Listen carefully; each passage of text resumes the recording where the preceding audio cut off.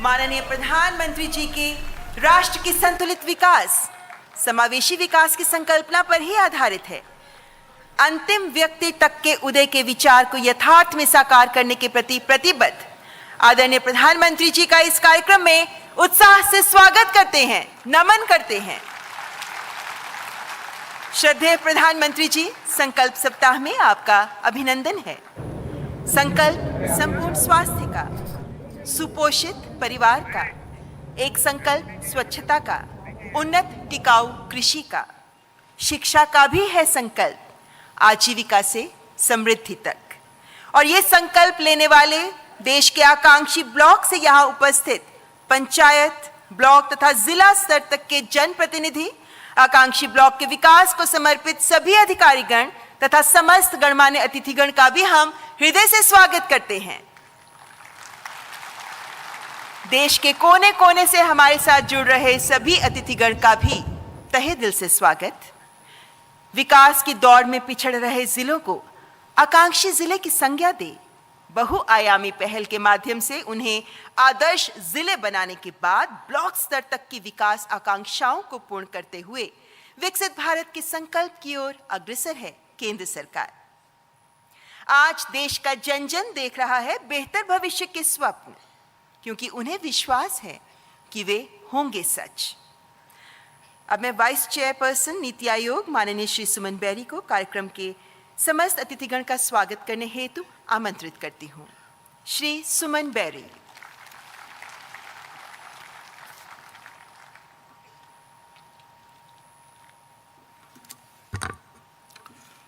माननीय प्रधानमंत्री श्री नरेंद्र मोदी जी, भारत सरकार के मंत्रीगण, नीति आयोग के सदस्यगण, सीईओ नीति आयोग तथा भारत सरकार के सचिव, राज्य सरकारों के अधिकारी, जिला कलेक्टर, ब्लॉक अधिकारी, पंचायती राज संस्थानों के प्रतिनिधि, नीति आयोग के उपाध्यक्ष के रूप में संकल्प सप्ताह को शुभ आरंभ के लिए आप सभी का स्वागत करना मेरे लिए सम्मान की बात है। टीम इंडिया की सच्ची भावना में मुझे खुशी हो रही है कि केंद्र, राज्यों, जिलों, ब्लॉकों, गांवों और नागरिक समाज से 3000 लोग आज यहाँ इकट्ठे हुए हैं और अन्य लगभग 2 लाख लोग वर्चुअली हमारे साथ जुड़ रहे हैं। इस वर्ष जनवरी माह में दिल्ली में मुख्य सचिवों के सम्मेलन में माननीय प्रधानमंत्री जी ने आकांक्षी ब्लॉक कार्यक्रम यानी कि एबीपी को लॉन्च किया था और इसके संचालन की जिम्मेवारी नीति आयोग को दी थी। एबीपी का लक्ष्य योजनाओं के सैचुरेशन के माध्यम से इंक्लूसिव विकास हासिल करना है। एबीपी स्थानीय योजना निर्माण पर ध्यान केंद्रित करता है और देश भर के विशेष रूप से चुने हुए 500 अविकसित ब्लॉकों को एक दूसरे से सीखने का प्लेटफॉर्म प्रदान करता है। माननीय प्रधानमंत्री जी द्वारा जनवरी 2018 में आकांक्षी जिला कार्यक्रम यानी एडीपी का लॉन्च किया गया था और इसका संचालन भी नीति आयोग कर रहा है। सबका साथ सबका विकास के सिद्धांत पर आधारित एडीपी शासन का एक ऐतिहासिक प्रयोग है, जिसका उद्देश्य निश्चित समय सीमा में भारत के चुने हुए सबसे विकसित 112 जिलों में तेजी से परिवर्तन लाना था। इस कार्यक्रम ने डिसेंट्रलाइज्ड, नागरिक केंद्रित, सिटीजन सेंट्रिक नीति निर्माण में एक नया चैप्टर लिखा है और केवल 5 वर्षों में विश्व स्तर पे इसे बड़ी सफलता मिली है।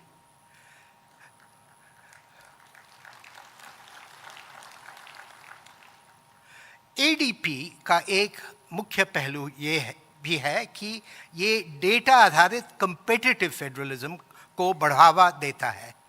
एडीपी के इन डिज़ाइन सिद्धांतों से सीखकर एबीपी को हम अगले स्तर पर ले जा रहे हैं। कहने की ज़रूरत नहीं है कि एबीपी की सफलता सबके प्रयास से ही संभव होगी। इस विषय में माननीय प्रधानमंत्री जी आज हमारा मार्गदर्शन करेंगे। मुझे पूरा विश्वास है कि एबीपी कार्यक्रम के माध्यम से हम श्रेष्ठ भारत, विकसित भारत के लक्ष्य को ज़रूर प्राप्त करेंगे। धन्यवाद।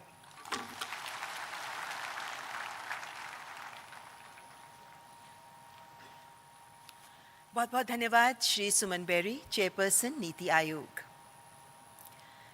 पथ पे अपने चलता चल, पथ पे अपने चलता चल, नभ की ओर तू बढ़ता चल, तू स्वप्न देखने छोड़ न देना, राह तू अपनी मोड़ न लेना, विश्वास खुद से तोड़ न लेना, हो मंजिल कितनी भी दूर, रख हौसला खुद पे तू, पथ पे अपने चलता चल, नभ की ओर तू बढ़ता चल। उन्नति के मार्ग पर पिछड़ रहे क्षेत्रों के लिए माननीय प्रधानमंत्री जी का सपना है कि उन्हें एस्पिरेशनल से इंस्पिरेशनल ब्लॉक बनाया जाए। जन जन की आकांक्षाओं के सिरे को थाम आगे बढ़ रहा आकांक्षी ब्लॉक कार्यक्रम कैसे इन क्षेत्रों की तस्वीर और तकदीर बदलने में एक गेम चेंजर साबित हो सकता है, आइए जानते हैं इस फिल्म के माध्यम से।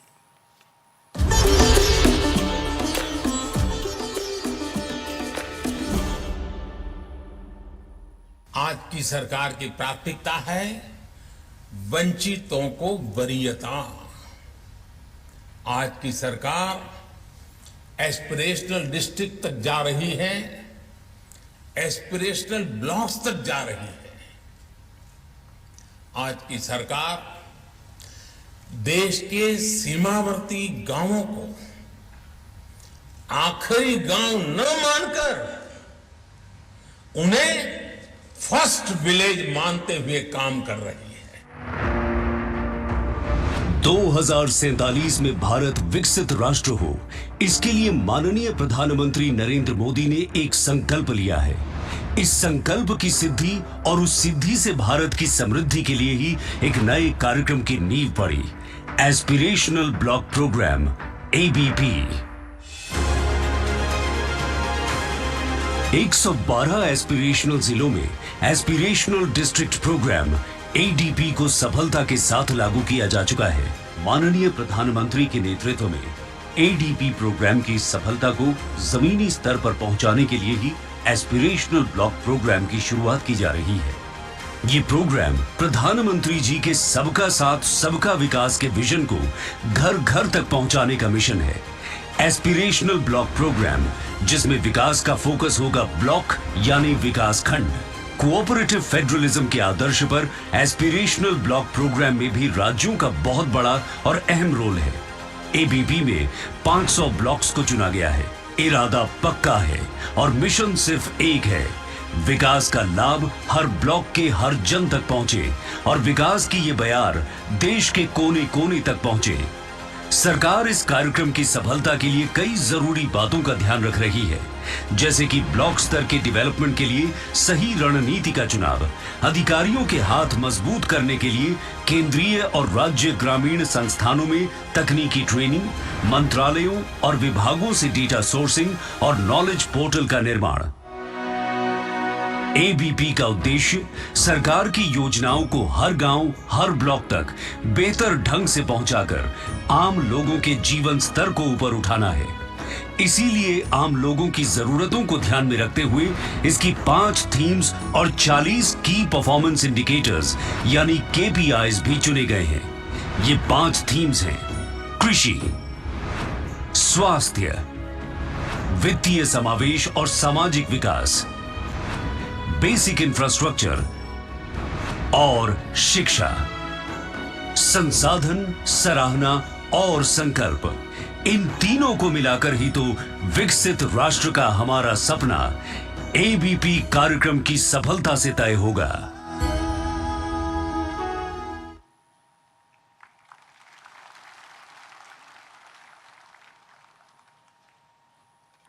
वास्तव में नीति सही हो और नेतृत्व सक्षम तो कोई भी लक्ष्य असाध्य नहीं है। देवी और सज्जनों, देशवासियों के सपने देश को रचने में उनकी हिस्सेदारी सुनिश्चित करते हैं। केंद्र सरकार का प्रयास है कि इसे संभव करने के लिए एक पारदर्शी व्यवस्था प्रदान की जाए, जिसके माध्यम से सभी हितधारक साथ चलें, साथ मिलकर आगे बढ़ें। इसीलिए आज एस्पिरेशनल ब्लॉक प्रोग्राम पोर्टल का शुभारंभ किया जा रहा है। मैं माननीय प्रधानमंत्री जी से सादर अनुरोध करती हूं कि कृपया रिमोट का बटन दबाकर aspirational block program portal champions of change launch करें।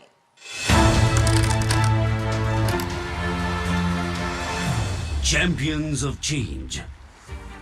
आजादी के शताब्दी वर्ष 2047 तक जिस मंजिल तक भारत के पहुंचने का संकल्प प्रधानमंत्री नरेंद्र मोदी ने लिया है, उसका प्रतीक है भारत सरकार का ये पोर्टल चैंपियंस ऑफ चेंज, यानी पाथवे टू प्रोग्रेस। ये अधिकारियों के साथ साथ आम लोगों के लिए भी बहुत उपयोगी है। ये पोर्टल जमीनी स्तर पर विकास का लक्ष्य प्राप्त करने और ब्लॉक स्तर पर सरकार की योजनाओं को प्रभावी तरीके से आम लोगों तक पहुंचाने में मददगार साबित होगा। इस पोर्टल के जरिए कोई भी व्यक्ति अपने ब्लॉक में विकास कार्यों की प्राथमिकताएं और उनकी प्रगति देख सकता है। एस्पिरेशनल ब्लॉक प्रोग्राम के तहत ये 500 ब्लॉक्स 31 राज्यों और केंद्र शासित प्रदेशों के 329 जिलों में से चुने गए हैं। इनकी आकांक्षा देश के विकसित ब्लॉक्स के साथ कदम से कदम मिलाकर आगे बढ़ने की है। सभी 500 ब्लॉक से जुड़े डेटा एक ही जगह होने से हर थीम और यहाँ तक कि उस थीम से जुड़े की परफॉर्मेंस इंडिकेटर्स यानी KPIs के बारे में भी पूरी जानकारी इस पोर्टल पर उपलब्ध है। बेस्ट प्रैक्टिसेस के वीडियो को देखकर किसी भी ब्लॉक स्तर अधिकारी को ये जानकारी मिल सकती है कि अन्य ब्लॉक्स की तुलना में उन्हें अपने ब्लॉक के फोकस एरियाज में ऐसा क्या करने की जरूरत है जिससे आम लोगों की जिंदगी बेहतर बने। हर ब्लॉक को विकसित करके देश के एक एक नागरिक को विकास की मुख्य धारा में लाने के प्रधानमंत्री नरेंद्र मोदी के बृहत संकल्प को पूरा करने के लिए अधिकारियों और कर्मचारियों का प्रशिक्षण और क्षमता विकास जरूरी है। भारत सरकार के इस पोर्टल में इस बात का विशेष ख्याल रखा गया है। ब्लॉक स्तर के अधिकारियों के लिए उपयोगी ट्रेनिंग मॉड्यूल्स और कोर्सेज भी इस पोर्टल में उपलब्ध है। ये पोर्टल ज्ञान और तकनीक के रूप में उन्हें संसाधन भी मुहैया कराता है। पोर्टल के रिसोर्स सेक्शन में हर ब्लॉक के विकास की रणनीति है।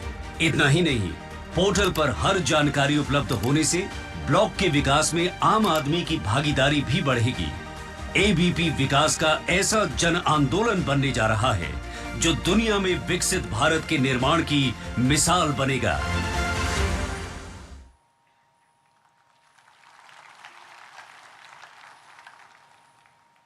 बहुत बहुत धन्यवाद माननीय प्रधानमंत्री जी। और अब कार्यक्रम को आगे बढ़ाने से पहले मैं माननीय प्रधानमंत्री जी से सादर अनुरोध करती हूं कि कृपया मंच पर पधारें। धीर गंभीर बन सदा सुधीर, विश्व पटल पर भारतवर्ष के मान सम्मान का गौरवगान कराने वाले जननायक, भारत के कर्मयोगी प्रधान सेवक आदरणीय प्रधानमंत्री जी, जिनके संकल्प व समर्पण से उत्पन्न नई ऊर्जा आत्मविश्वास आज भारतवासियों को प्रेरित कर रहा है। माननीय प्रधानमंत्री जी, जमीनी स्तर पर विकास को गति देकर जन कल्याण संभव करने वाले हमारे चैंपियंस ऑफ चेंज में से कुछ आज देश के विभिन्न हिस्सों से हमारे साथ जुड़ रहे हैं, जो आपसे संवाद करने को उत्सुक हैं। माननीय प्रधानमंत्री जी, सबसे पहले उत्तर प्रदेश के बरेली जिले के ब्लॉक बहड़ी से रंजना अग्रवाल जी हमारे साथ जुड़ी हैं, जो शुमाली के प्राइमरी स्कूल में स्कूल टीचर हैं। रंजना अग्रवाल जी।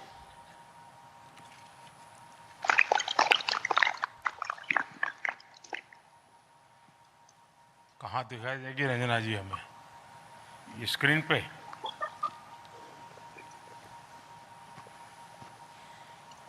रंजना जी को मेरी आवाज सुनाई दे रही है? यस सर, मुझे आपकी आवाज आ रही है। रंजना जी नमस्कार। नमस्कार माननीय प्रधानमंत्री जी। रंजना जी बताइए कि किस विषय को लेकर के आप हमें कुछ बताना चाहेगी? सर, मैं आपको अपने विद्यालय, अपने इस ब्लॉक के बारे में कुछ बताना चाहूंगी। मेरा नाम रंजना अग्रवाल है। मैं कंपोजिट उच्च प्राथमिक विद्यालय शाहपुर डांडी विकास खंड बहेड़ी जिला बरेली में शिक्षिका के रूप में कार्यरत हूँ। सबसे पहले तो हम आपका आभार प्रकट करते हैं कि आपने हमारे विकासखंड बहेड़ी अपने आकांक्षी ब्लॉक प्रोग्राम के तहत चुना। इस समय हम एक सरकारी विद्यालय के ऑडिटोरियम से अपने शिक्षक साथियों और बच्चों के साथ आपको सुन पा रहे हैं। मैं आपको ये बताना चाहूंगी कि सर, ये ऑडिटोरियम जो आप देख सकते हैं हमारा सरकारी योजनाओं के अंतर्गत ही बना है। चलिए, बहुत बधाई इतने बढ़िया इंफ्रास्ट्रक्चर के लिए।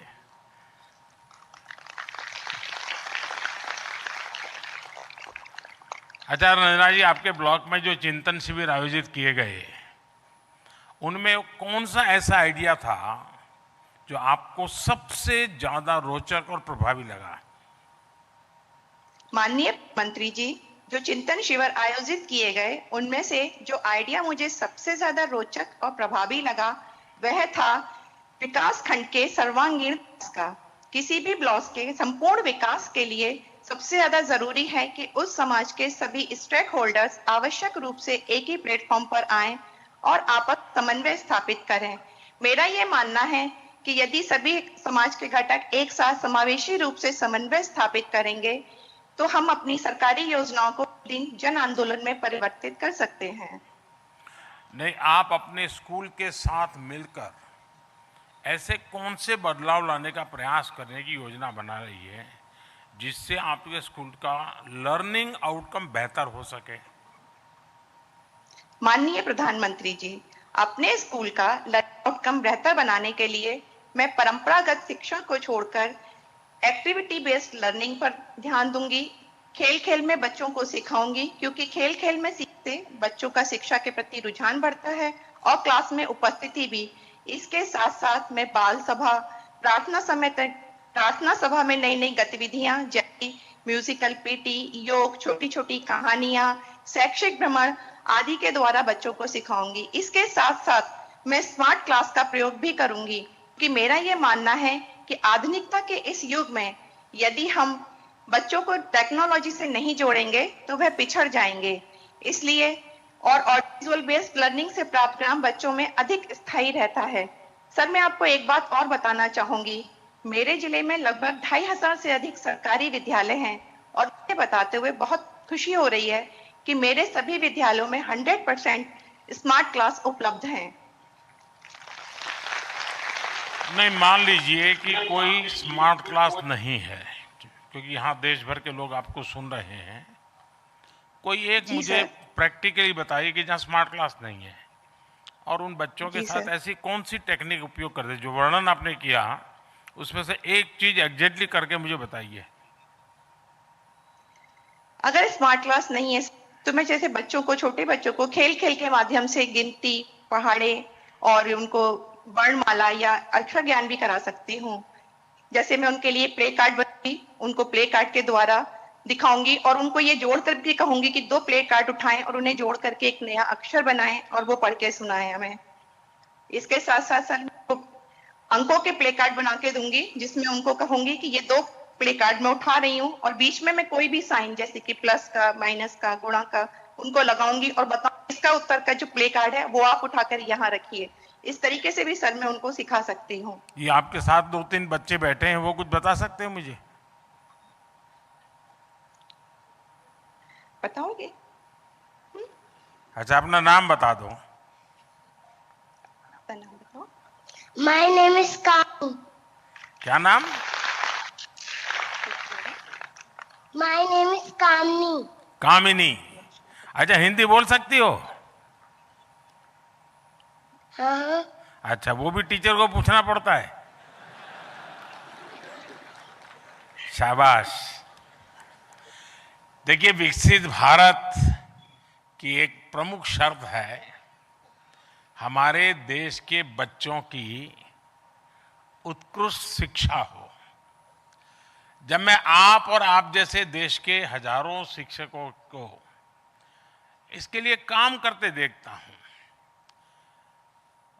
और मैंने देखा है कि इतने इन्वॉल्व होते हैं टीचर, जैसे शायद कभी कभी तो लगता है वो अपने परिवार में अपने पोते पोती के लिए जितना टाइम नहीं देते हैं उतना कभी कभी स्कूल के बच्चों के लिए देते हैं। ये बहुत बड़ा डेडिकेशन होता है और वही ताकत है जो परिवर्तन लाती है।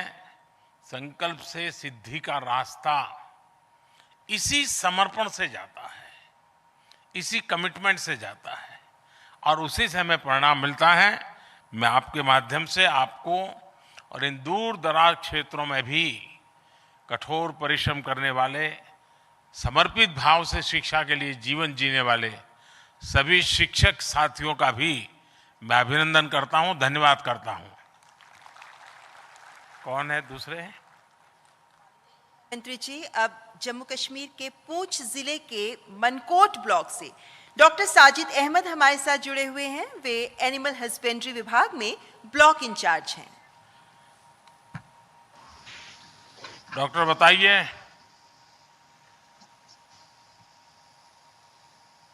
सलाम और आदाब सर, आपसे मुखातिब होकर बेहद खुशी हुई मुझे। क्या शुभ नाम डॉक्टर आपका? सर मेरा नाम डॉक्टर साजिद अहमद है, मैं officer in charge animal husbandry Mankot से हूँ। कितने समय से इस काम को देख रहे हैं साजिद जी? सर मैं 3 साल से लगातार इस ब्लॉक को सर्व कर रहा हूँ as a animal husbandry officer. अच्छा, क्या अनुभव आ रहा है? क्योंकि वहाँ तो मौसम भी विपरीत रहता है और पशुओं को संभालना, दूर दूर से पशुओं तक जाना, ये अपने आप में बड़ा कठिन काम होता है। थोड़ा अपना अनुभव बताइए। जी सर, आपने ठीक फरमाया। जैसा कि आप जानते हैं कि हमारा ब्लॉक मनकोट देश के उत्तर पश्चिम इलाके में LOC पे है और मेरे ठीक पीछे जो पहाड़ी आप देख पा रहे हैं ये LOC की ही पहाड़ी है।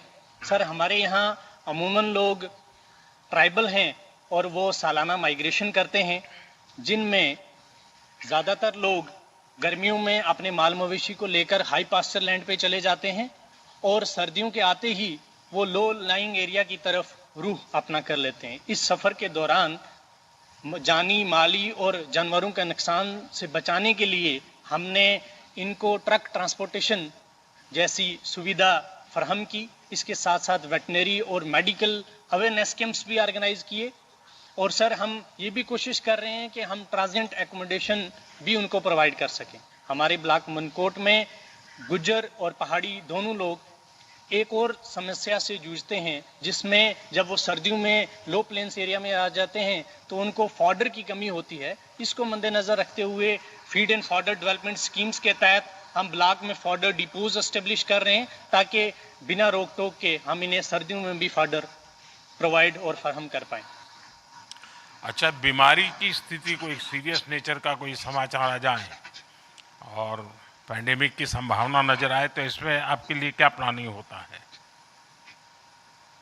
सर जैसे कि लास्ट टाइम हमारे ब्लॉक में लंपी स्किन डिजीज की भी आउटब्रेक हुई थी, तो उसको मद्देनज़र रख के मैं आपको पर्सनल एक्सपीरियंस शेयर करना चाहता हूं कि हमारे ब्लॉक में जब हमें ऐसी नई डिजीज़ हमारे पास रिपोर्ट हुई तो सबसे पहले तो हमने हमारे हायर अथॉरिटीज़ को ये बताया कि हमारे यहाँ एक नई डिजीज़ आई है। फिर सरकार के सहयोग से, लोगों के सहयोग से, यहाँ के PRIs और सरपंच VDC उन सब से मिला के लोगों को अवेयरनेस जगह जगह पहुँचाई, अवेयरनेस कैंप ऑर्गेनाइज किए, क्योंकि वो एक वायरल डिजीज़ थी तो उसको टैकल करने के लिए हमें ट्रीटमेंट से ज़्यादा अवेयरनेस और इसके फैलाव को रोकने के लिए कोशिश करनी थी। हमने ज़्यादा से ज़्यादा अवेयरनेस प्रोवाइड की लोगों को ताकि वो अपने माल मवेशी को इस बीमारी से बचा पाए। कॉलेज में जो पढ़ाया जाता है और आज जब आप फील्ड में काम कर रहे हो और आपके 2-3 साल ही हुए हैं इस काम में, तो एक थोड़ा उत्साह उमंग भी बहुत होगा, लेकिन फिर भी जो क्लासरूम में पढ़ते हैं और फील्ड में जाकर के देखते हैं बहुत नई नई चैलेंजेज आती हैं। क्या अंतर अनुभव करते हैं आप? जी सर, आपने ठीक फरमाया कि कॉलेज की जो पढ़ाई है और फील्ड का जो एक्सपीरियंस है उसमें बड़ा अंतर है।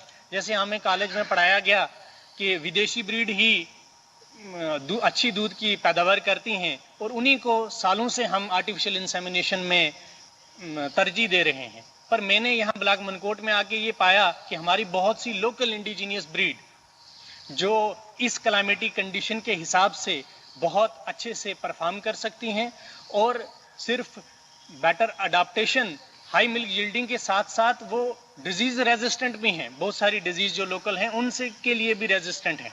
तो हम एस्पिरेशनल ब्लॉक डेवलपमेंट के प्रोग्राम के तहत और nation wide artificial insemination programme के अंडर हम जो local high yielding indigenous breed हैं उनको प्रेफर कर रहे हैं, उनको प्रमोट कर रहे हैं और जो हमारा राष्ट्रीय गोकुल मिशन है उसको इम्प्लीमेंट कराने की कोशिश में लगे हैं। सजीत जी, एक तो यहाँ वेदर का बहुत बड़ा प्रॉब्लम रहता है, काफ़ी ठंड रहती है जब बर्फ़, वैसे बर्फ़ का जम्मू पार्ट में तो थोड़ा कम रहता है लेकिन उधर तो बहुत रहता है। उस पशुपालन के काम में जो हमारे गुजर भाई बहन हैं उनको बहुत सारी दिक्कतें आती होगी। इससे मुक्ति पाने के लिए आप किस प्रकार से सरकार की तरफ से गाइड करते हैं या अपनी मदद करते हैं, क्या करते हैं? सर, उसके लिए पहले तो हम उनको कुछ जर्नल गाइडलाइंस के तौर पे उनको अवेयर करते हैं कि आपने अपने माल मवेशी को किस तरीके से सर्दी के और बर्फबारी से बचाना है। जैसे कैटल शेड प्रोवाइड करवाते हैं थ्रू डिफरेंट गवर्नमेंट स्कीम्स के, जिनमें उनको हेल्प मिलती है, 50% सब्सिडी मिलती है कंस्ट्रक्शन में, उनके थ्रू हेल्प करते हैं। दूसरा हम ये करते हैं कि जब वो हाई पास्चर लैंड से माइग्रेट होकर नीचे की तरफ आ रहे होते हैं तो हम ट्रांसपोर्टेशन फैसिलिटीज़ प्रोवाइड करते हैं ताकि वो जल्दी से आ जाएं और रास्ते में जो बर्फबारी के चांसेस हैं उनको हम रिड्यूस कर पाएँ।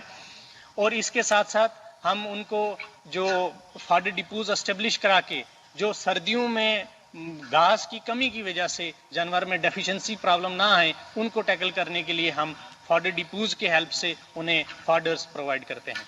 हमारे देश में एक कोविड वैक्सीन को लेकर के तो देश को पता है कि देश में 200 करोड़ से ज़्यादा मुफ्त वैक्सीन के डोज दिए गए, लेकिन बहुत कम लोगों को मालूम है कि हमारे देश में पशुओं के लिए फूट एंड माउथ जो डिसीज़ है उसके लिए मुफ्त में एक बहुत बड़ा वैक्सीनेशन का अभियान चल रहा है और पशु के लिए ये बहुत अनिवार्य भी है। आपके यहाँ उसमें क्या प्रोग्रेस हो रही है?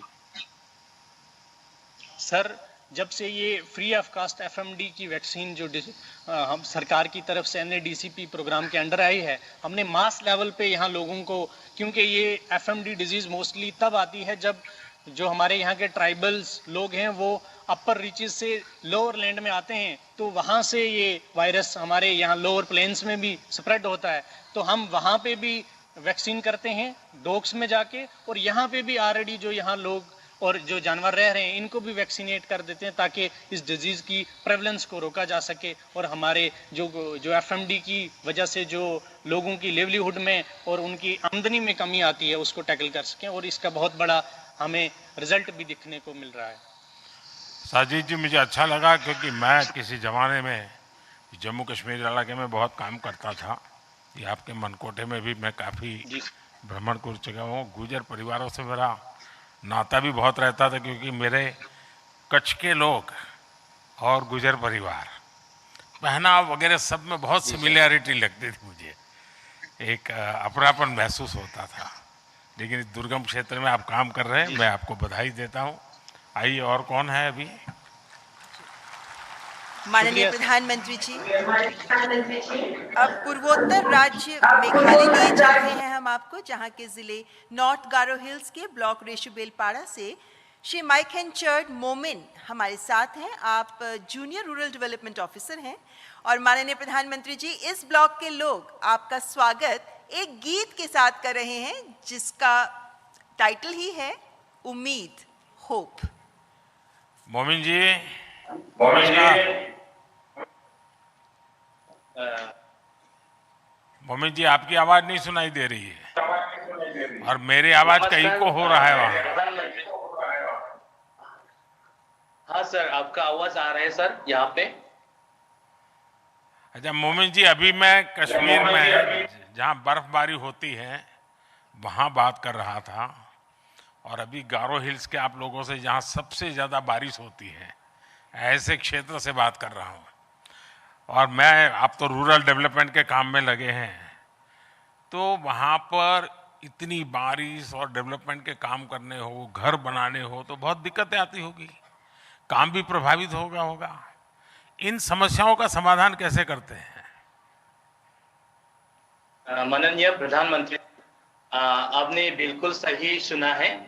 हमारा मेघालय में साल में 7 या 8 महीना बारिश होता है हम क्या करते हैं, जितना हाउसिंग स्कीम जैसे कि प्रधानमंत्री आवास योजना ग्रामीण में कितना घर बनाना है, हम उसका डिमांड का हिसाब से हर घर और बेनिफिशियरीज को सामान स्टॉक करने के लिए पहले से हम लोग आदेश देता है। और सर जितना यहाँ पे डिपार्टमेंट है सबको मिलकर सर हम लोग एक टीम बनाता है मॉनिटर करने के लिए। और सर जब बारिश रुकता है सर उस टाइम हम लोग ये शुरू करता है। सर पहले तो सरकार जब घर बनाने का कार्यक्रम करती थी तो एक ही मॉडल बनाती थी। हमने आकर के बदल कर दिया कि स्थानीय जो चीज़ों का उपयोग करते हैं, स्थानीय जो डिजाइन होती हैं, वैसे ही पीएम आवास बनने चाहिए। जो मर्जी पड़े और पैसे ओनर को दे दिए जाए और ओनर ड्रिवन कंस्ट्रक्शन का काम हो। उसके कारण क्वालिटी में चेंज आया हो, लोकल मटेरियल का भारी उपयोग होता हो और उनके जीवन को ईज ऑफ लिविंग के लिए काम आता हो। ऐसा अनुभव आ रहा है क्या? हाँ प्रधानमंत्री जी, हाँ। अच्छा, आपके क्षेत्र में काजू भी बहुत होता है भाई, तो उसका उत्पादन और मार्केटिंग के लिए क्या करते हैं? सर जैसे कि यहाँ पे जो गारो हिल्स जितना खजूर मिलता है सर, हम आपको ये बताने के लिए सर हम यहाँ पे चाहते हैं कि सर ये गारो हिल्स का काजू है सर, ये देश में नंबर 1 क्वालिटी का खजूर है सर। और सर जो ये खजूर का प्रोडक्शन सर हम लोग बढ़ाने के लिए सर हम लोग अभी विलेज एम्प्लॉयमेंट काउंसिल यानी MGNREGS की तरफ और सर सेल्फ हेल्प ग्रुप की इन सब को हम लोग अभी सर यहाँ पे ये कैश्यू कल्टीवेट करने के लिए सर हम लोग मोटिवेट कर रहे हैं सर। और सर यहाँ पे आपसे सर एक है सर, क्योंकि यहाँ पे गारो हिल्स में सर खाली एक ही ये प्रोसेसिंग यूनिट है सर, जो अभी ये प्रोसेसिंग यूनिट सर यहाँ पे और ज्यादा होने से सर हम लोग का मार्केटिंग के लिए हम लोग अभी आगे बढ़ सकता है। और सर एक है सर, जैसे कि अभी ये गारो हिल्स का हमारा गारो हिल्स का जो खजूर है सर, इसके लिए हाईटेक मिलने से सर हम लोग का और मार्केटिंग में बहुत हेल्प करेगा सर। देखिए मोमिन जी, ये अच्छा किया आपने मार्केटिंग की बात कही। वैसे आपका काजू जैसा आप कह रहे हैं नंबर 1, आपका टर्मरिक हल्दी नंबर 1 है मेघालय का। अच्छा, मेघालय में तो घर घर में संगीत होता है और मैंने देखा है कि हर जगह पे संगीत के बड़े ग्रुप हैं। क्या कभी आपको विचार आता है कि आपकी रूरल डेवलपमेंट की जो स्कीम्स हैं उनको गीतों में ढाल करके जागृति लाई जाए? वैसे मेघालय स्वच्छता के लिए तो काफी आगे है, लेकिन ऐसे बहुत सारे काम हैं गीतों के माध्यम से, क्योंकि संगीत इतना पॉपुलर है आपके यहाँ। और अब तो बाहर भी जाते हैं आप लोग, मेघालय के बाहर जहाँ भी जाते हैं लोगों के दिल जीत लेते हैं। तो क्या इस प्रकार से एक रूरल डेवलपमेंट को काम करने वाले व्यक्ति जनता को जोड़ने के लिए, संगीत एक बहुत बड़ी ताकत है, म्यूजिक बहुत बड़ी ताकत है, क्या आप अपने जन भागीदारी के लिए इसका रास्ते में क्योंकि प्रयास करते हैं, क्या कर सकते हैं क्या? सर एक गाना है कि सर इनका मीनिंग है सर कि उम्मीद यानी सर होप। जैसे कि सर हम लोग अभी आपको धन्यवाद बोलना चाहता है कि सर आप ये ब्लॉक आप एस्पिरेशनल ब्लॉक प्रोग्राम में हम लोग को क्या है सर, हम लोग का ये होप है और ये उम्मीद है कि सर हम लोग ये ब्लॉक को। तो ये होप वाला गीत गाते हैं क्या आप लोग? हाँ सर, जरा सुनाइए।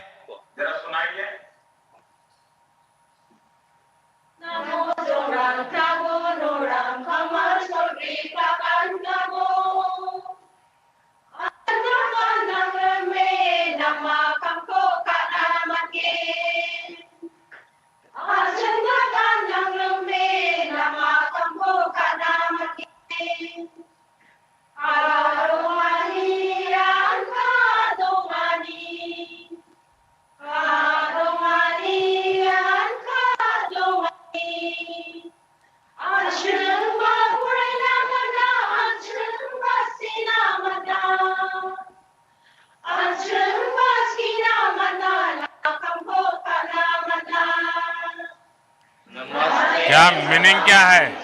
इसका मीनिंग क्या है मोमिन जी? प्रधानमंत्री जी, इसका मीनिंग है होप है, और यानी उम्मीद और विश्वास। चलिए, आकांक्षी ब्लॉक कार्यक्रम में ग्राम पंचायतों की बहुत बड़ी भूमिका होती है। जब हर ग्राम पंचायत अपने कार्य तेजी से करेगी तभी पूरे ब्लॉक का विकास हो सकता है। और आप जैसे शिक्षित नौजवान इस मिशन में जुड़े हैं। मैं आपको, आप जैसे अनेकों देश भर में ग्रामीण विकास के काम में लोग जुड़े हुए हैं, मैं सबको बधाई देता हूं, बहुत बहुत धन्यवाद करता हूं। और माननीय प्रधानमंत्री जी, यहाँ हम सब भी आपके आशीर्वचनों को सुनने के अभिलाषी हैं। आपसे सादर अनुग्रह करती हूँ, कृपया हमारा मार्गदर्शन करें। कार्यक्रम में उपस्थित केंद्रीय कैबिनेट के मेरे सभी साथी, सरकार के अधिकारीगण, नीति आयोग के सभी साथी, और इस कार्यक्रम में देश के अलग अलग भागों से, अलग अलग ब्लॉक से, ग्रासरूट लेवल पे जो लाखों साथी जुड़े हैं, बहुत बड़ी मात्रा में जनप्रतिनिधि भी आज इस कार्यक्रम से जुड़े हैं, और ये विषय में रुचि रखने वाले भी आज हमारे साथ भिन्न भिन्न माध्यमों से जुड़े हैं।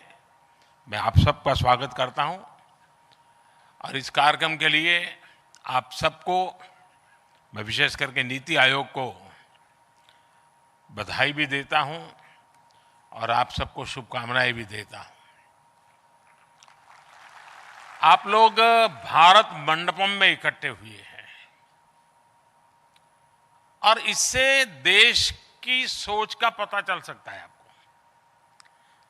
भारत सरकार की सोच का पता चल सकता है, और वो ये है कि एक महीने के भीतर भीतर अभी वो लोग यहां जमा हुए हैं जो देश के दूर सुदूर गांव की चिंता करने वाले लोग हैं, आखिरी छोर पे बैठे हुए परिवार की चिंता करने वाले लोग हैं, उनकी भलाई के लिए योजनाओं को आगे बढ़ाने वाले लोग हैं। और इसी एक महीने में यहां पर वो लोग बैठे थे जो दुनिया को दिशा देने का काम करते थे। यानी आप कैनवास का रेंज देख लीजिए। जिस भारत मंडपम में इसी एक महीने में विश्व के गणमान्य नेता मिलकर के विश्व की चिंता कर रहे थे, उसी भारत मंडपम में मेरे देश के जमीनी स्तर पर बदलाव लाने वाले, मजबूती लाने वाले और हौसले बुलंद रख करके काम करने वाले मैं लाखों साथियों के साथ आज मिल रहा हूं। मेरे लिए गर्व की बात है। मेरे लिए समिट भी G20 से कम नहीं है।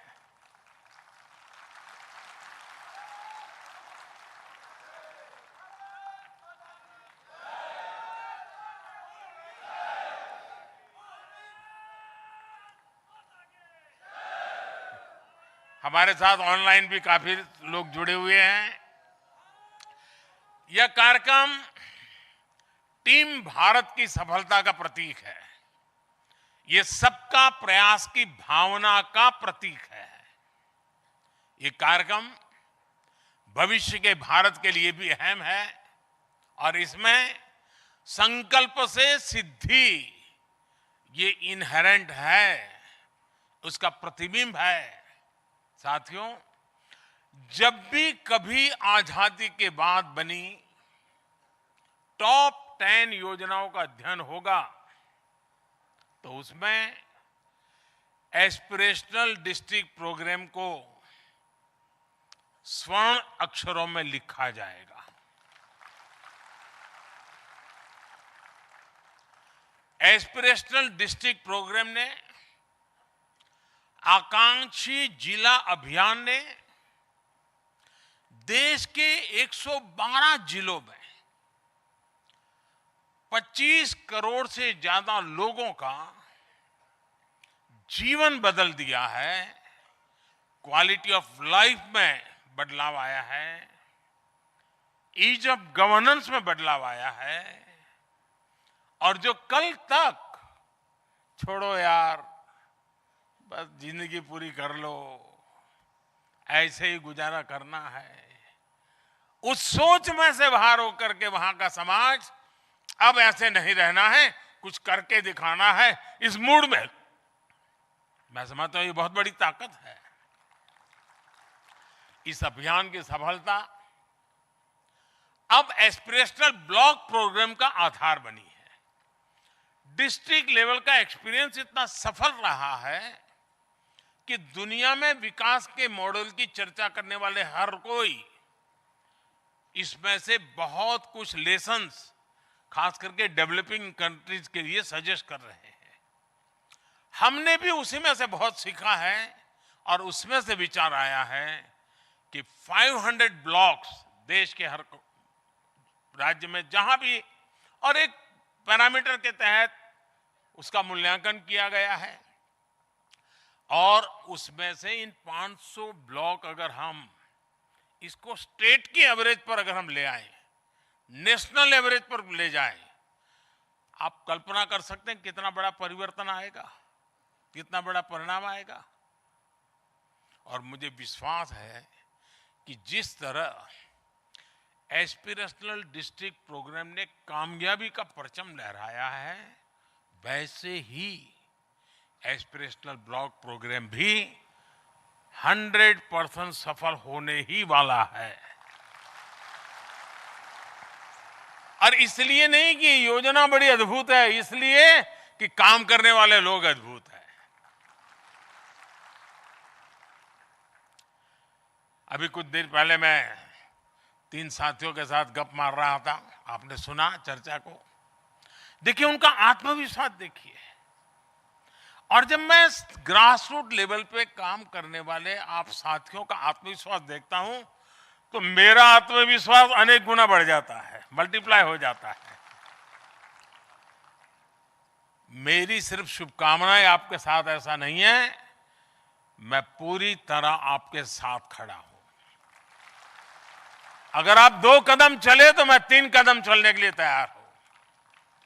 अगर आप 12 घंटे काम करें तो मैं 13 घंटे करने के लिए तैयार हूं। और मैं आपका एक साथी बनकर के काम करना चाहता हूं, आपकी टीम का एक सदस्य बनकर के काम करना चाहता हूं। और मुझे विश्वास है कि हम लोग एक टीम बनकर के ये एस्पिरेशनल ब्लॉक का सक्सेस जो चाहते हैं, अगर हमने उसको 2 साल का टाइम तय किया तो मुझे पक्का विश्वास है हम 1.5 साल में कर देंगे। अगर हमने 1.5 साल तय किया तो हम 1 साल में कर देंगे, ये मेरा पक्का विश्वास है। और कुछ तो ब्लॉक ऐसे निकलेंगे जो एकाध विषय को 1 या 2 वीक में ही उसको नॉर्मल स्टेट एवरेज से ऊपर लेने का सामर्थ्य रखते हैं और करके देंगे, मुझे पक्का विश्वास है। क्योंकि आप सबको भी पता है कि मैं इसको हर दिन देखने वाला हूं, हर दिन बारीकी से देखने वाला हूं। इसलिए नहीं कि मैं आपके एग्जाम लेने वाला हूं, इसलिए कि जब मैं आपकी सफलता देखता हूं ना तो उस दिन मेरा काम करने की ताकत बढ़ जाती है, मेरा उत्साह बढ़ जाता है। मुझे भी लगता है यार आप इतना काम करते, चलो मैं भी थोड़ा ज्यादा कर लूं। मैं इसलिए चार्ट को देखता रहता हूं ताकि वो चार्ट ही मेरा इंस्पिरेशन बन जाता है, मेरी ताकत बन जाता है। और इसलिए साथियों, एस्पिरेशनल डिस्ट्रिक्ट प्रोग्राम को आकांक्षी जिले को अब 5 वर्ष हो गए हैं। इस कार्यक्रम में इसमें क्या, किसको क्या मिला, क्या पाया, कहां और कैसे बेहतरी हुई, इन सारे विषयों का आकलन जब कोई थर्ड एजेंसी करती है तो भी वो संतोष व्यक्त करती है, तो हम लोग तो जो साथ जुड़े हुए हमें संतोष होना बहुत स्वाभाविक है। आकांक्षी जिला कार्यक्रम से एक और बात तय होती है, अगर हम गुड गवर्नेंस की बहुत बेसिक चीजों पर ध्यान दें तो चुनौतीपूर्ण लगने वाला लक्ष्य भी हासिल हो सकते हैं। आकांक्षी जिला प्रोग्राम के लिए हमने बहुत ही सरल रणनीति के तहत काम किया है। आपने भी देखा है, जब कोई बीमार होता है तो डॉक्टर के पास जाता है, वहां डॉक्टर पहले मान लीजिए उसको लगता है गंभीर बीमारी है, सर्जरी करने की जरूरत है, लेकिन डॉक्टर के अर्जेंसी है तो भी कहेगा नहीं अभी 15 दिन नहीं, पहले आपकी इम्यूनिटी ठीक होनी चाहिए, ताकि ऑपरेशन हो गए तो आपका शरीर रिस्पॉन्ड करे ऐसी स्थिति होनी चाहिए, उसकी क्षमता बढ़नी जरूरी होती है। और वो मरीज को भी उसी प्रकार के उपचार करता है, उसी प्रकार की मदद करता है, उसी प्रकार के तैयारी करवाता है। फिर जैसे ही बॉडी रिस्पॉन्ड करने योग्य हो जाए फिर वो गंभीर बीमारी को हैंडल करने की दिशा में जाता है, सर्जरी करेगा, बाकी कोई आवश्यक है तब तक वो गंभीर बीमारी को हाथ नहीं लगाता है। ये सुनिश्चित कर लेता है कि मरीज का शरीर सर्जरी के लिए तैयार है। कोई भी शरीर तब तक पूरी तरह स्वस्थ नहीं माना जाता जब तक हर अंग ठीक से काम ना करता। आप पैरामीटर देखा, वेट ठीक है, हाइट ठीक है, डिगना ठीक है, फलाना ठीक है, लेकिन शरीर का एक अंग काम नहीं करता है तो उसको स्वस्थ मानेंगे क्या? नहीं मानेंगे।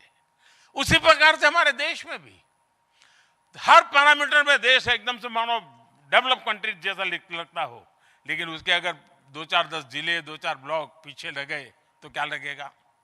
और इसलिए जैसे एक मरीज को डॉक्टर जिस प्रकार से पूरे शरीर को एड्रेस करके काम करता है, जैसे हम भी अपने शरीर की स्वस्थता का मतलब हर अंग का स्वस्थ होना मानते हैं, परिवार में भी अगर एक व्यक्ति बीमार होता है तो परिवार की पूरी शक्ति, परिवार का पूरा ध्यान, परिवार के सारे कार्यक्रम उसी के आसपास केंद्रित हो जाते हैं।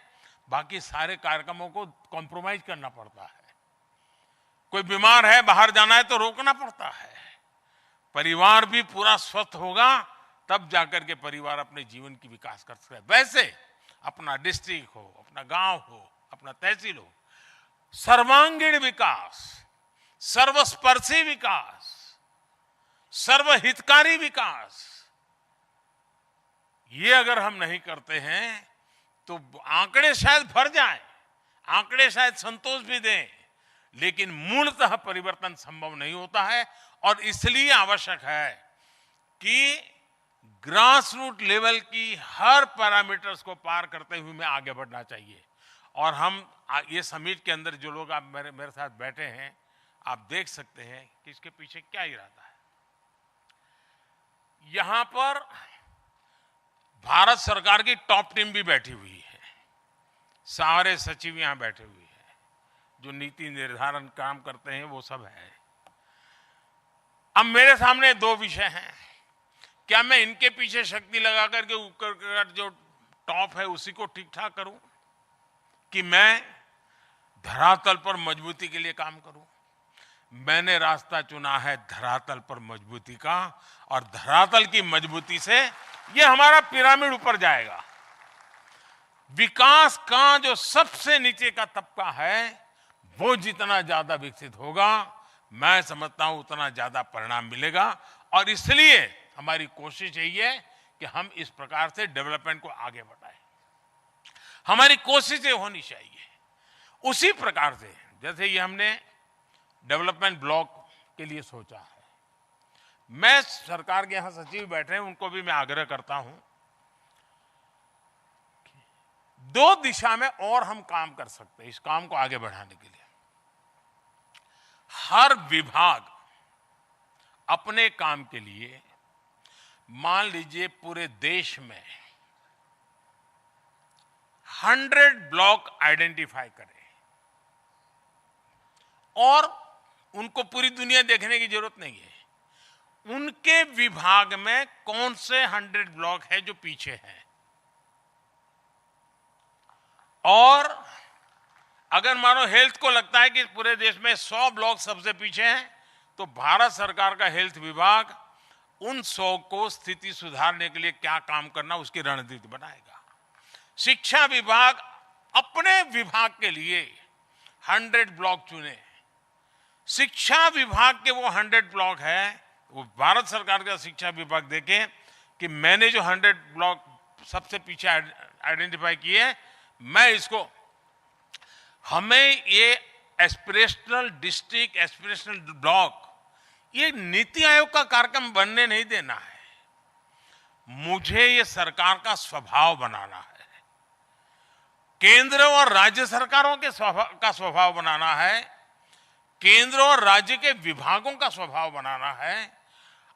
जब सब विभाग तय करे कि मेरे यहाँ लास्ट जो 100 हैं वो अब एवरेज से ऊपर चले गए हैं, आप देखिए सारे पैरामीटर बदल जाएंगे।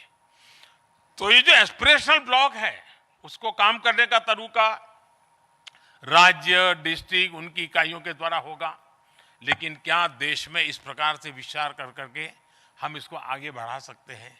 और मैं मानता हूं कि उस दिशा में हमने प्रयत्न करना चाहिए। और इसका सारे विभागों ने, कोई अगर स्किल डेवलपमेंट है तो वो भी देखे कि हिंदुस्तान के ऐसे कौन से 100 ब्लॉक है कि जहां पर मुझे इसको बल देने की जरूरत है। उसी प्रकार से राज्य सरकारें ज्यादा नहीं, सबसे पीछे जो है ऐसे 100 विलेज सिलेक्ट करें, पूरे राज्य में से 100 एकदम जो पीछे हैं 100 शहर, गांव, 100 गांव सिलेक्ट करें, उनको एक बार 2 महीना 3 महीने के काम के अंदर बाहर ले आए। उससे आपको पता चलेगा कन्वर्जेंस कैसे होता है, वहां की समस्याओं का समाधान कैसे होता है, वहां पर अगर स्टाफ नहीं है वहां पर रिक्रूटमेंट की जरूरत है, रिक्रूट करना है, वहां यंग अफसर को लगाने की जरूरत है, यंग अफसर को लगाना है। अगर एक बार उनके सामने मॉडल हो गया कि उनके 100 विलेज को उन्होंने 1 महीने में ठीक कर लिया, तो वो मॉडल उनके 1000 गांवों को ठीक करने में देर नहीं करेगा, वो रिप्लिका होगा, परिणाम मिलेगा। और इसलिए अब देश आजादी को 75 साल पूरे कर चुका है। हम 2047 में देश को विकसित भारत के रूप में देखना चाहते हैं, डेवलप कंट्री के रूप में देखना चाहते हैं। और डेवलप कंट्री का मतलब ये नहीं है कि दिल्ली, मुंबई, चेन्नई के अंदर जहां भव्यता दिखे और हमारे गांव पीछे रह जाएं।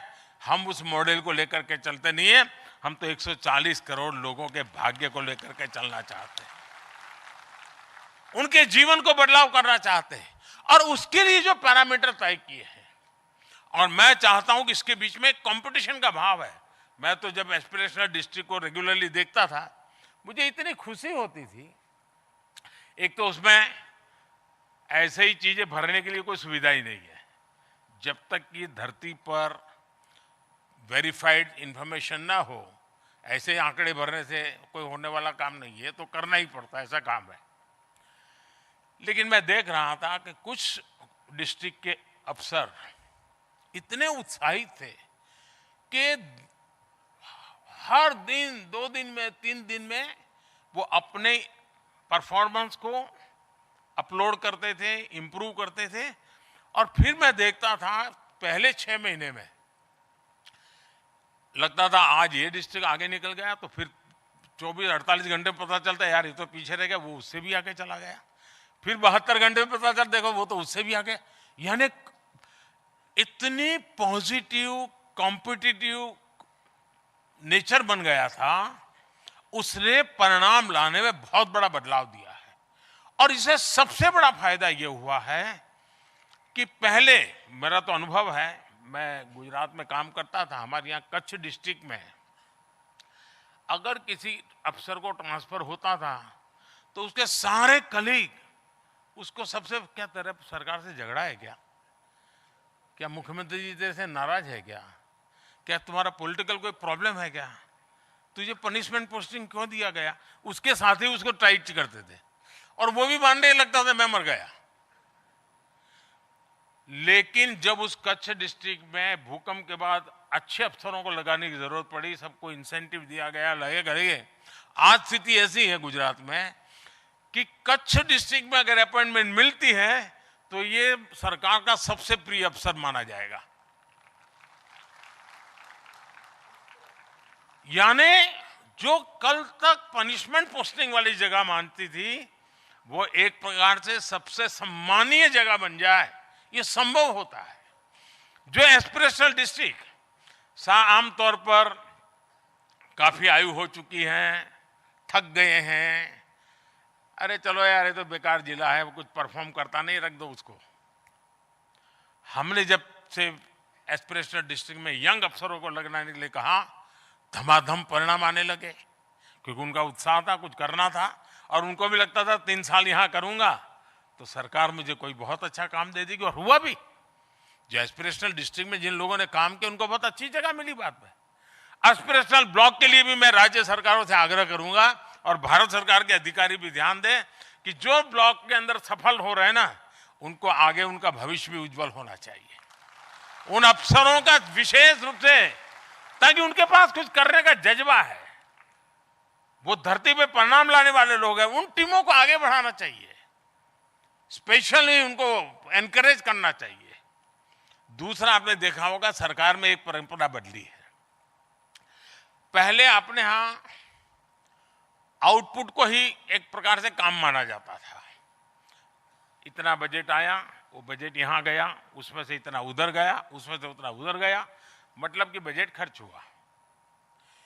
आउटपुट को ही हमारे यहां एक प्रकार से अचीवमेंट माना जाता था। आपने देखा होगा कि 2014 के बाद हमने सरकार का आउटकम बजट भी देना शुरू किया, बजट के साथ आउटकम का रिपोर्ट देना शुरू किया, और आउटकम के कारण क्वालिटेटिव चेंज बहुत बड़ा आया है। हम भी अपने ब्लॉक में देखें कि मैं जिस योजना के लिए पैसे लगा रहा हूं, मैं जिस योजना के लिए समय लगा रहा हूं, जिस योजना के लिए मेरे इतने अफसर काम में लगे हुए हैं, कोई आउटकम मिलता है कि नहीं मिलता है, और हमने उस आउटकम को पाने के लिए क्या करना चाहिए। साथियों, जितना महत्व कुछ लोगों को लगता है पैसे होंगे तो काम होगा, आप विश्वास कीजिए साथियों, मेरा बहुत लंबा अनुभव है। सरकार चलाना, इतना लंबा अनुभव बहुत कम लोगों को मिलता है जो मुझे मिला है।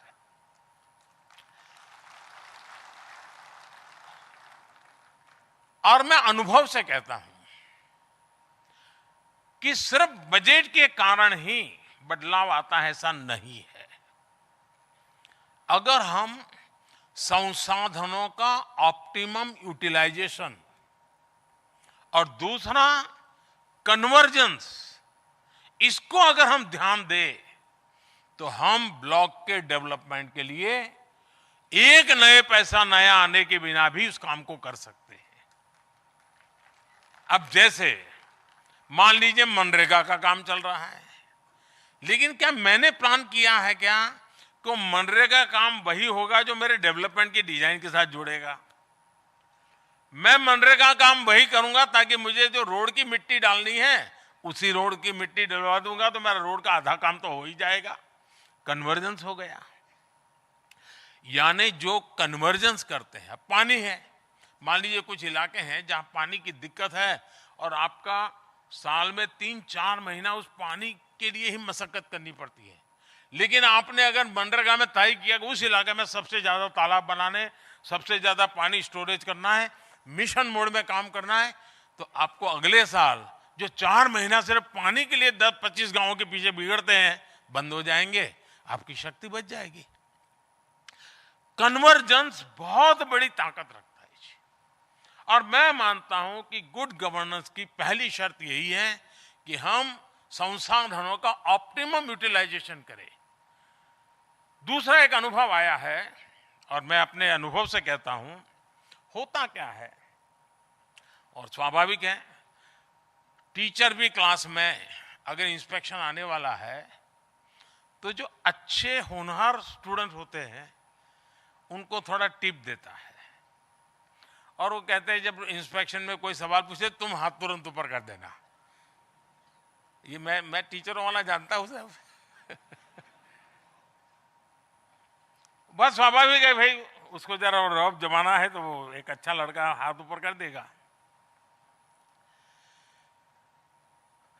कहने का मेरा तात्पर्य है कि हम स्वभाव से जहां इमीडिएट रिजल्ट मिलता है उसमें इन्वेस्ट ज्यादा करते हैं।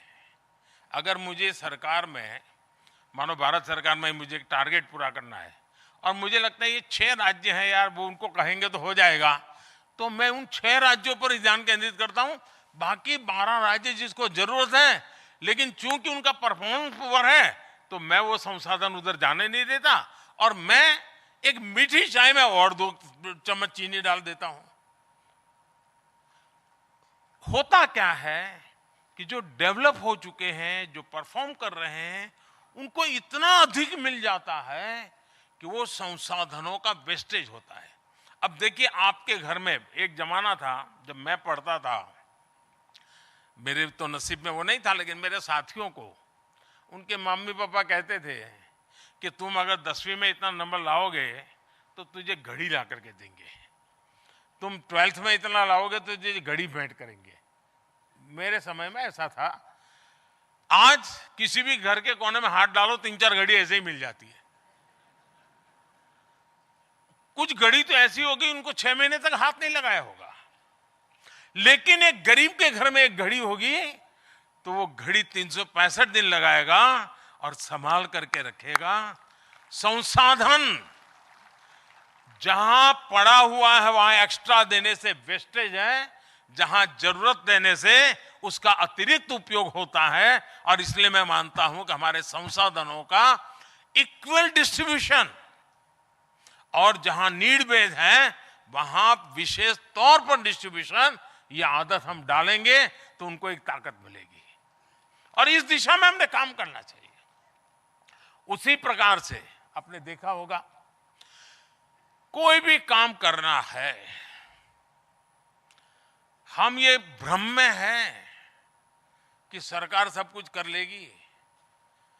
ये पिछली शताब्दी की सोच है दोस्तों। सरकार ही सब कुछ कर लेगी, इस सोच में से हमें बाहर आना चाहिए। समाज की शक्ति बहुत बड़ी होती है।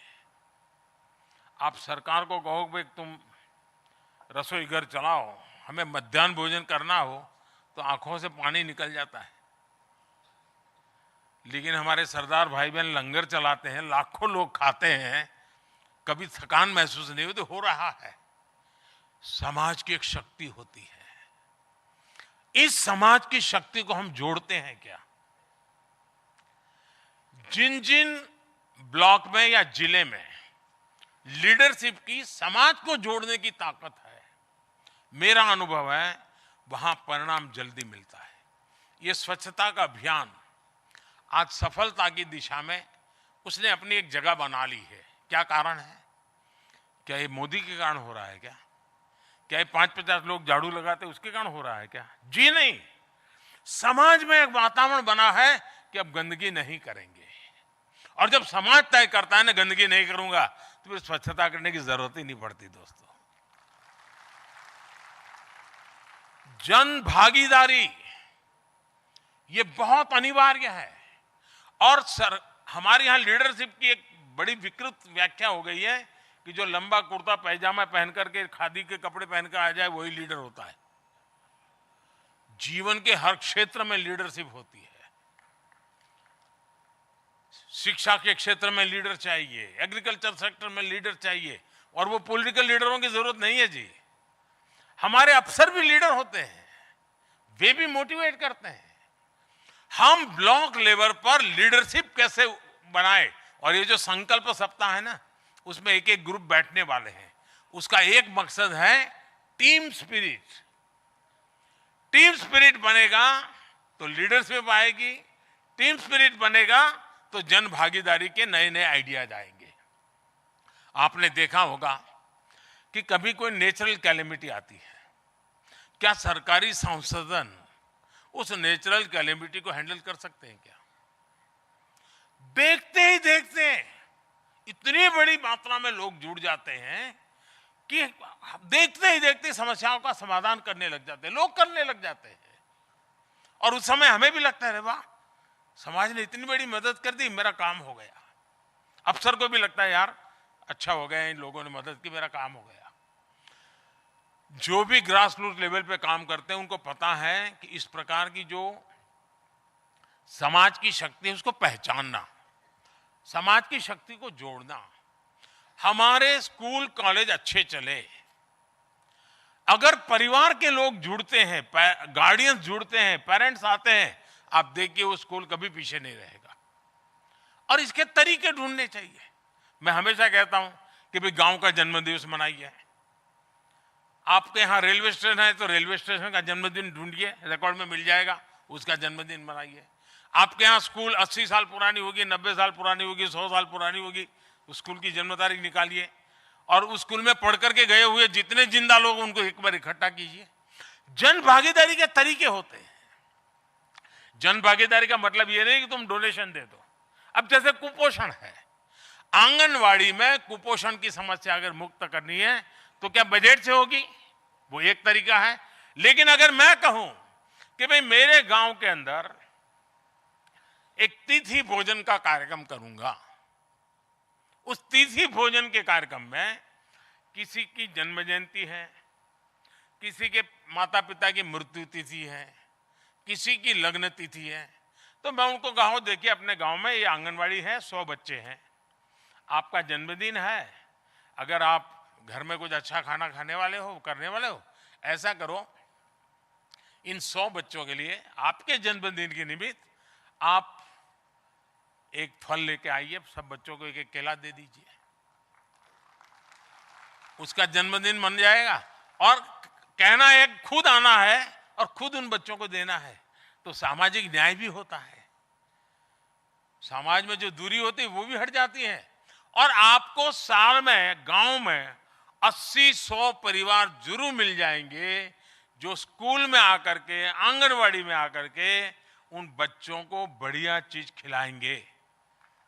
सीजनल जो चीज होगी, मान लीजिए खजूर आ गई, वो कहेगा कि चलो भाई आज मैं 2-2 पीस लेकर के जाता हूं, इन 100 बच्चे हैं जरा खिला के आता हूं। जन भागीदारी है, सरकार का बजट बचाने का काम नहीं है, जन भागीदारी की ताकत है। मैं जब गुजरात में था, मैंने तिथि भोजन का अभियान चलाया था और सारे धार्मिक कथाकार वगैरह भी अपने भाषणों में लोगों को आह्वान करते थे। करीब करीब 80 दिन, उस समय की मैं बात करता हूं, अभी तो मुझे पता नहीं है, साल भर में 80 दिन ऐसे निकलते थे कि किसी न किसी परिवार का अच्छा अवसर वो स्कूल के बच्चों के साथ आकर के मनाते थे और बच्चों को बढ़िया खिलाते थे। कुपोषण के खिलाफ लड़ाई भी होती थी और ये खाना खिलाने का टेंशन जो टीचर को रहता है वो भी मुक्ति हो गई थी। मेरा कहने का तात्पर्य है कि समस्याओं के समाधान में जन भागीदारी का सामर्थ्य बहुत बड़ा होता है।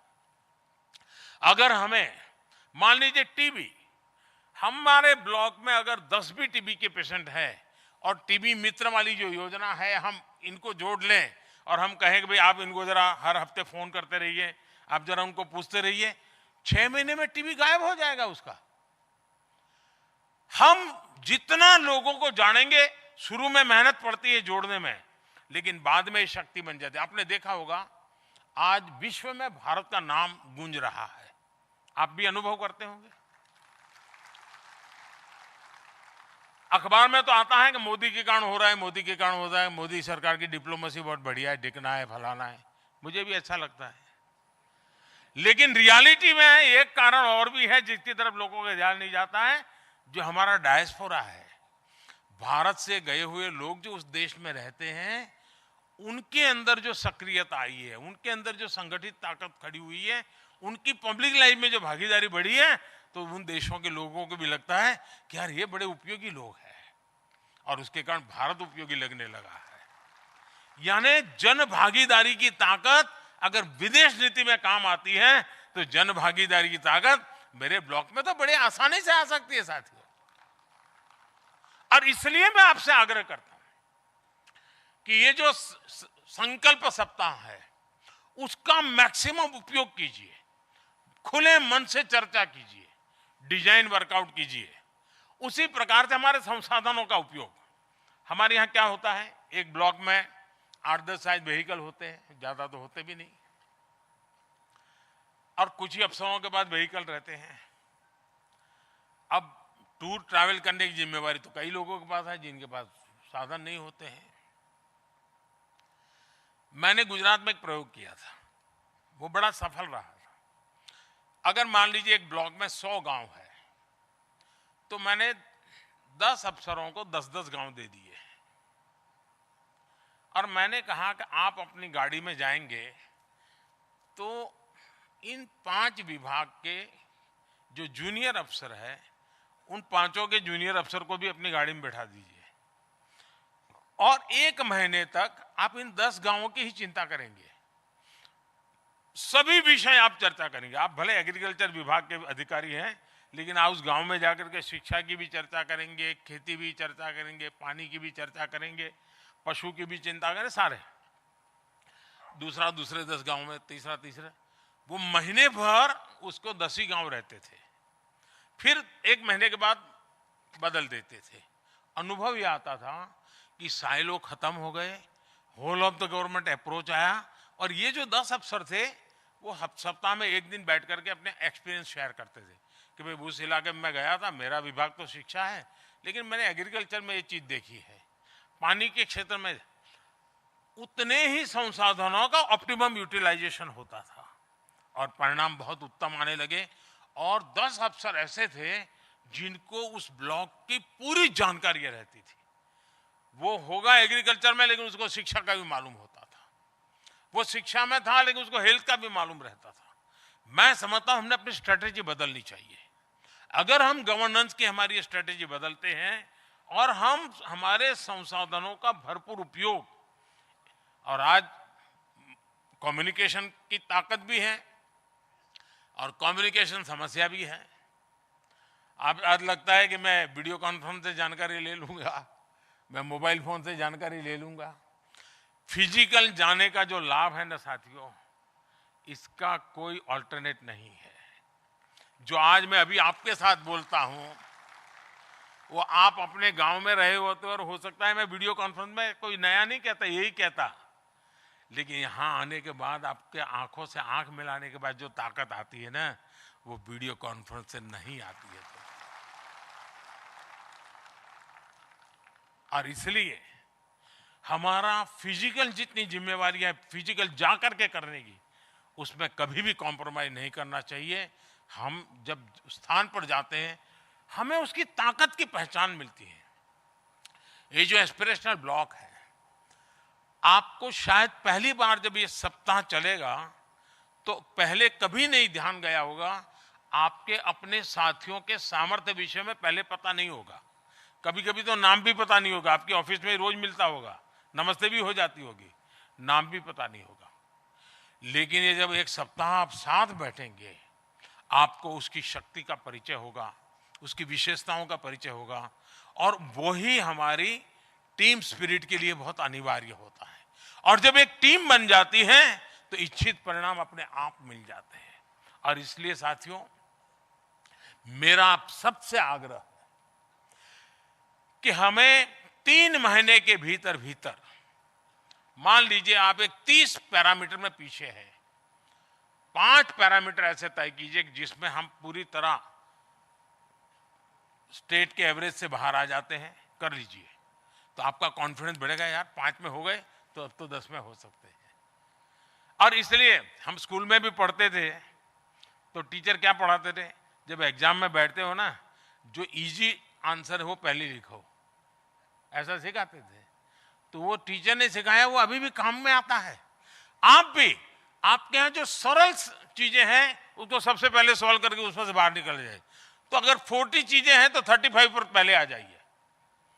धीरे धीरे करके एक एक समस्या से निकलते जाएंगे। आप देखते ही देखते आपका ब्लॉक एस्पिरेशनल में से औरों का एस्पिरेशन बढ़ाने का एस्पिरेशन बन जाएगा जी। वो अपने आप में एक इंस्पिरेशन बन जाएगा। और मैं मानता हूं कि हमारे 112 डिस्ट्रिक्ट जो कल तक एस्पिरेशनल डिस्ट्रिक्ट थे वो आज इंस्पिरेशनल डिस्ट्रिक्ट बन गए हैं।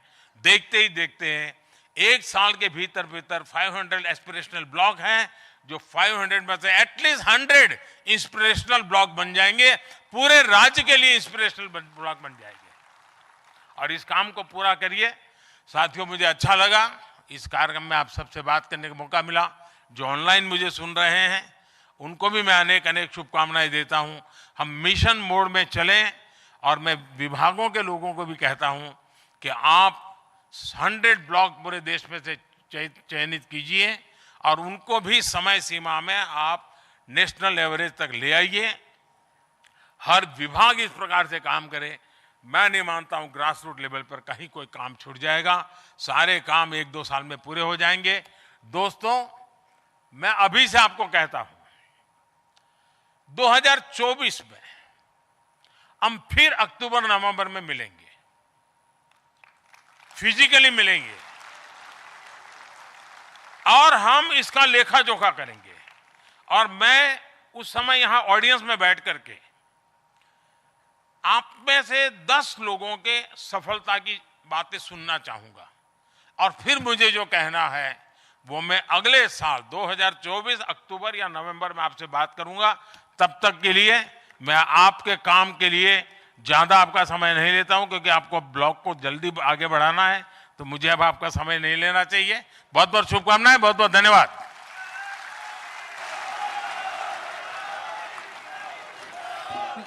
आपके मार्गदर्शक शब्दों के लिए माननीय प्रधानमंत्री जी, आपका हृदय से आभार। आपके प्रेरणादायी शब्दों ने हमें नई ऊर्जा दी है। आपका आभार माननीय। आपके आश्वासन ने हमें नया आत्मविश्वास दिया है। आपने हम पर जो विश्वास प्रेषित किया है, हम उस पर खरे उतरने का पूरा प्रयास करेंगे। माननीय प्रधानमंत्री जी, आपका हृदय से आभार। आज हमारे देश के आकांक्षी ब्लॉक्स इंस्पिरेशनल ब्लॉक्स बनने के सफर पर